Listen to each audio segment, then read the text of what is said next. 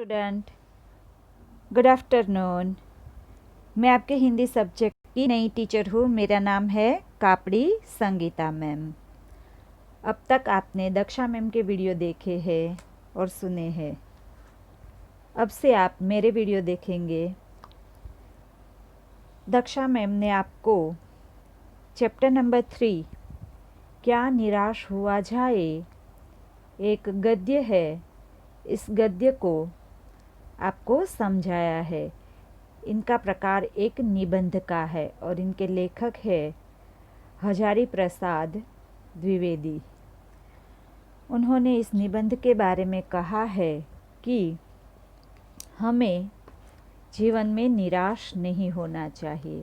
हमारा टाइटल ही कुछ ऐसा है ना, कि क्या निराश हुआ जाए।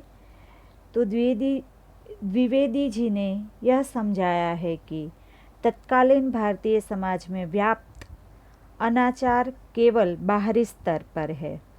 वास्तव में आज भी लोगों में मानवीय मूल्यों के प्रति आस्था कायम है। अपने जीवन में घटित कुछ घटनाओं के द्वारा बताया है कि हमें निराश नहीं होना चाहिए। हमें जीवन के प्रति आस्थावान बने रहना चाहिए। किसी एक दुर्घटना के कारण हम अपने जीवन को निराश बना ले, ऐसा नहीं होना चाहिए। हमें हमेशा आशा रखनी चाहिए और सभी जगह बुराइयां ही नहीं होती। ये आपको समझाया गया है।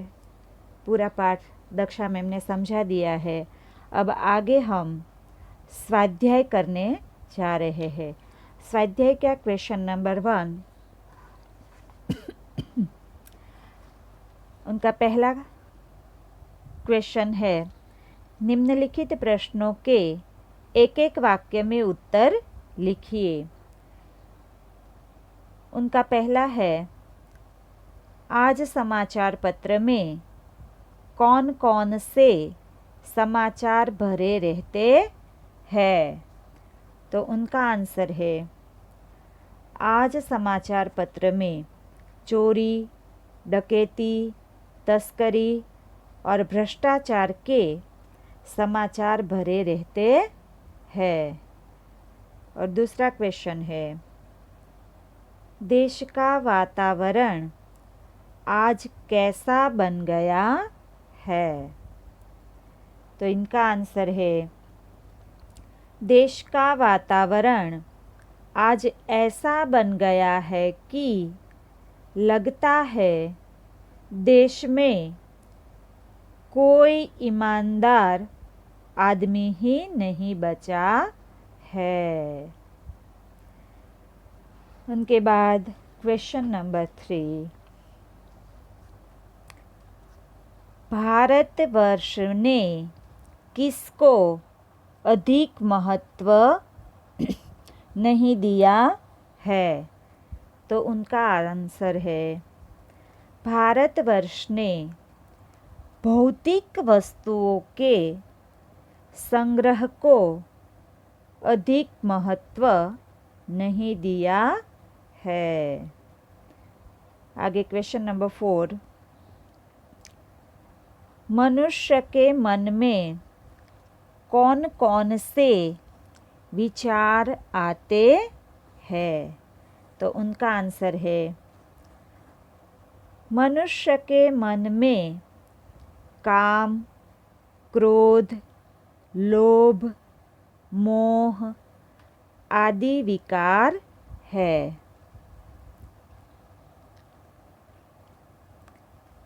क्वेश्चन नंबर 5,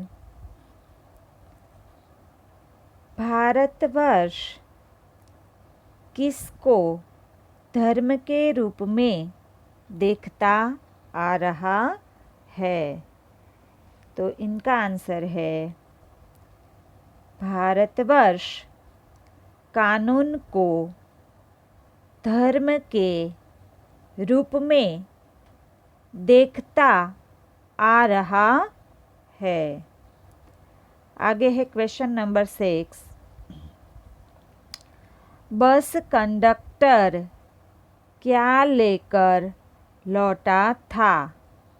उनका आंसर है, बस कंडक्टर खाली बस लेकर तथा लेखक के बच्चों के लिए पानी और दूध लेकर लौटा था। ये थे आपका प्रश्न नंबर 1, जिनके 6 क्वेश्चन थे, जिनके आंसर आपको एक एक वाक्य में देने थे। अब आगे है प्रश्न नंबर 2। निम्नलिखित प्रश्नों के 2-2 वाक्यों में उत्तर दीजिए। उनमें है प्रश्न नंबर 1। प्रश्न नंबर 1 का पहला प्रश्न प्रश्न नंबर 2 का पहला प्रश्न है, लोगों में महान मूल्यों के बारे में आस्था क्यों हिल गई है? उनका आंसर है, आजकल ईमानदारी और परिश्रम करके जीविका कमाने वाले श्रमजीवी पीस रहे हैं और झूठ तथा फरेब का रोजगार करने वाले फल फूल रहे हैं। इसलिए लोगों में महान मूल्यों के बारे में आस्था हिल गई है। Next question number 2। लेखक क्या देखकर हताश हो जाना उचित नहीं मानते? इनका आंसर है, लेखक कहते हैं कि आजकल ईमानदारी और परिश्रम के बदले झूठ और फरेब का बाजार गर्म है। ऊपरी दिखाई देने वाली इस मनुष्य निर्मित स्थिति से लेखक हताश हो जाना उचित नहीं मानते। आगे क्वेश्चन नंबर 3। देश के दरिद्रजनों की हीन अवस्था दूर करने के लिए क्या किया गया है? उनका आंसर है, देश के दरिद्रजनों की हीन अवस्था दूर करने के लिए शासन ने अनेक कायदे कानून बनाए हैं। इनका यही लक्ष्य है कि कृषि उद्योग, वाणिज्य, शिक्षा और स्वास्थ्य के क्षेत्रों में लोगों की स्थिति को अधिक उन्नत और सुचारू बनाया जाए। और आगे है क्वेश्चन नंबर 4।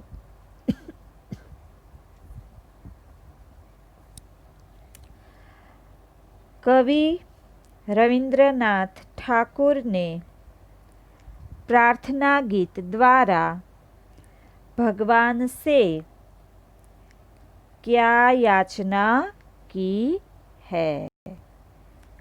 तो उनका आंसर है कि कविवर रविंद्रनाथ ठाकुर ने अपने प्रार्थना गीत में भगवान से यह याचना की है कि संसार में केवल नुकसान उठाना पड़े धोखा खाना पड़े तो भी मैं विचलित न हो के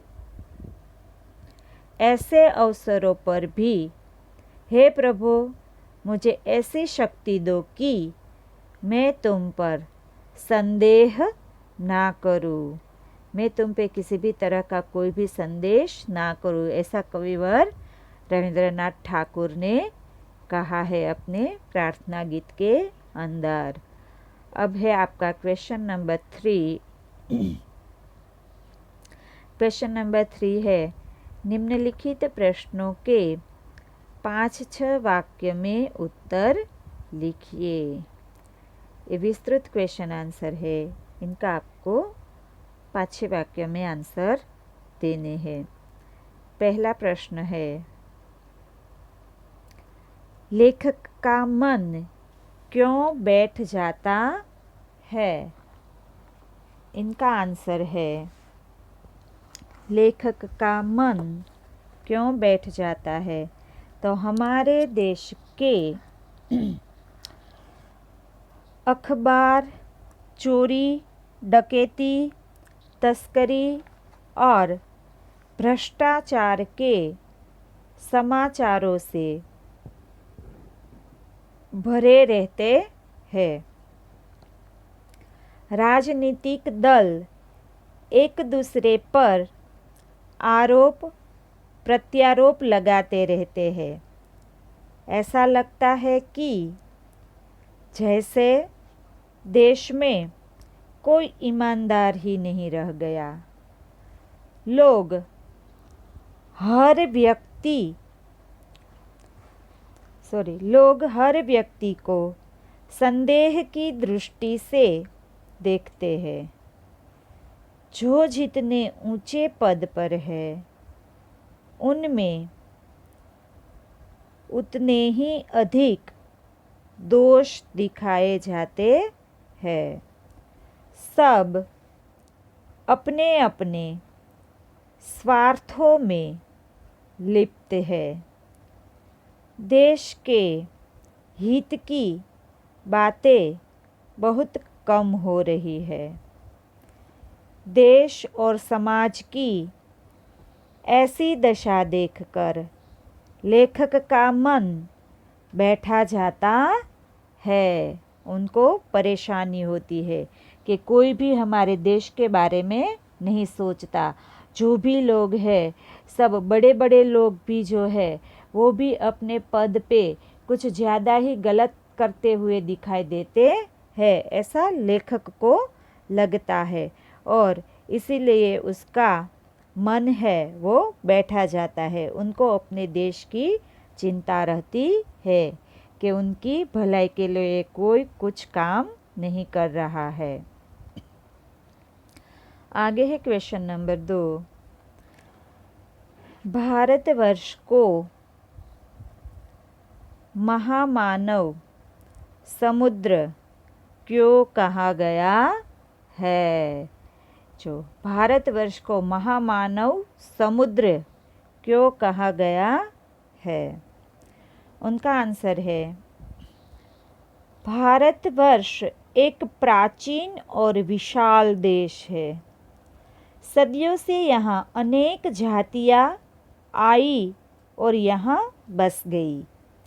विदेशों से अनेक धर्मावलंबी यहाँ आए और यहीं के होकर रह गए। इस प्रकार भारत आर्य और द्रविड़, हिंदू और मुसलमान, यूरोपीय और भारतीय आदर्शों की मिलन भूमि है। भारतीय सभ्यता में विदेश से आई सभ्यताओं का भी प्रभाव है। यहाँ की संस्कृति में विदेशी संस्कृतियाँ घुल मिल गई है। भारतीय समाज में देशी विदेशी तरह तरह के लोग आए और समा गए। इसलिए भारतवर्ष का महामानव समुद्र कहा गया है। क्यों कहा गया है? क्योंकि हमारे भारत देश के अंदर बहुत सारी जातियाँ आई और यहीं के यहीं बस गई, वो यहीं के होकर रह गए और उनकी भी जो रीति रिवाज थे उनको भी अपना लाया गया है। इसलिए भारत के जो रीति रिवाज है उनमें विदेशियों के रीति रिवाजों को भी कुछ कुछ देखा जाता है। उनकी संस्कृतियाँ भी हमारे साथ घुल मिल गई है। इसलिए भारतवर्ष है उनको मानव समुद्र कहा गया है, क्योंकि हर तरह की मानव जाति यहाँ आकर बस गई है। आपने देखा नहीं कि आगे मैंने बोला द्रविड़, हिंदू, मुस्लिम, यूरोपीय, ये सब तरह की जाति यहाँ आकर रहती है और उनके आदर्शों और हमारे आदर्शों को मिलन भूमि बनाकर वो यहीं के यहीं बस गई है। और आगे है क्वेश्चन नंबर 3। धर्म को भारतवर्ष में श्रेष्ठ क्यों माना गया है? क्या कहा है कि धर्म को भारतवर्ष में श्रेष्ठ क्यों माना गया है? उनका आंसर है शासन और समाज की सुख सुविधा के लिए सरकार तरह तरह के कानून बनाती है, लेकिन भारतवासियों की दृष्टि में धर्म कानून से बड़ा है। धर्म के कारण ही अब भी सेवा, सच्चाई, ईमानदारी और आध्यात्मिकता आदि बने हुए हैं। धर्म के भय से मनुष्य झूठ और चोरी को गलत समझता है। धर्म बुद्धि के कारण ही लोग दूसरों को पीड़ा पहुंचाना पाप मानते हैं। धर्म बुद्धि ही लोभ, मोह, काम, क्रोध आदि विकारों पर संयम रख सकती है और निकृष्ट आचरण करने से रोकती है। इसीलिए धर्म को भारतवर्ष में श्रेष्ठ माना गया है। हम सब जानते हैं कि हमारे देश के अंदर सब लोग धार्मिक लोग ज़्यादा है। आप अपने घर में भी देखते होंगे कि आपके जो पेरेंट्स हैं वो इन बातों में ज़्यादा बिलीव करते हैं, क्योंकि वो धर्म में ज़्यादा मानते हैं। हमारी बरसों से यही परंपरा चली आई है कि हम लोग धर्म को सब कुछ समझते हैं। हमारे धर्म के कारण ही हम कोई अगर गलत काम करते हैं तो तुरंत हमारे अंदर एक विचार आ जाता है कि अरे मैंने ऐसा किया तो अब मुझे पाप चढ़ेगा, इसकी मुझे सज़ा भुगतनी पड़ेगी, ऐसा हमारे मन में एक ख्याल रहता है। तो वो किसके कारण है? तो कि हमारे धर्म के हमारी परंपराओं के कारण है। हमारा देश है वो धार्मिक देश है। यहाँ बहुत सारे धर्म है, हिंदू, मुस्लिम, सिख, ईसाई, ऐसे धर्म है ना। सब लोग अपने अपने धर्मों में श्रद्धा रखते हैं और इसी वजह से कोई भी कुछ भी जब गलत काम करता है तो पहले उनको उनका धर्म याद आता है। हमारे देश के अंदर धर्म से, कानून से पहले भी धर्म को माना जाता है। इसीलिए धर्म को भारतवर्ष में श्रेष्ठ माना गया है। आगे है क्वेश्चन नंबर 4। कंडक्टर ने अपनी ईमानदारी कैसे बताई? इनका आंसर है एक बार लेखक सपरिवार बस यात्रा कर रहे थे।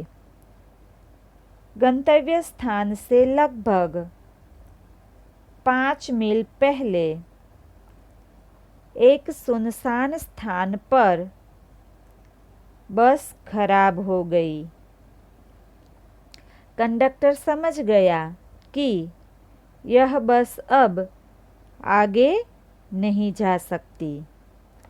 वह एक साइकिल लेकर चला गया। उस समय रात के 10 बजे थे।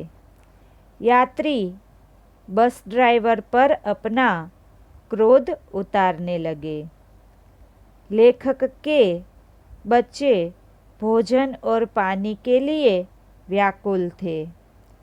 यात्री ड्राइवर को मारने के लिए तैयार हो गए। ठीक उसी समय बस कंडक्टर एक खाली बस लेकर आया। यात्री उसमें सवार हो गए। कंडक्टर लेखक के बच्चों के लिए पानी और दूध भी लाया था।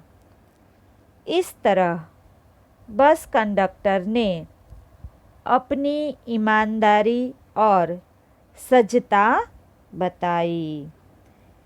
तो के कंडक्टर ने अपनी ईमानदारी किस तरह बताई कि जब कंडक्टर ने देखा कि बस खराब हो गई है, अब आगे नहीं जा सकती, जहां उन्हें जाना था अगले स्थान पर वो वहां नहीं जा सकती, तो एक साइकिल लेकर वहां से चला जाता है। और फिर सब यात्री है वो ड्राइवर के ऊपर गुस्सा निकाल रहे थे क्योंकि उनको अपनी जगह पे पहुंचना था। सबके बच्चे भी थे, लेखक के भी बच्चे थे, वो भूख प्यास से तड़प रहे थे।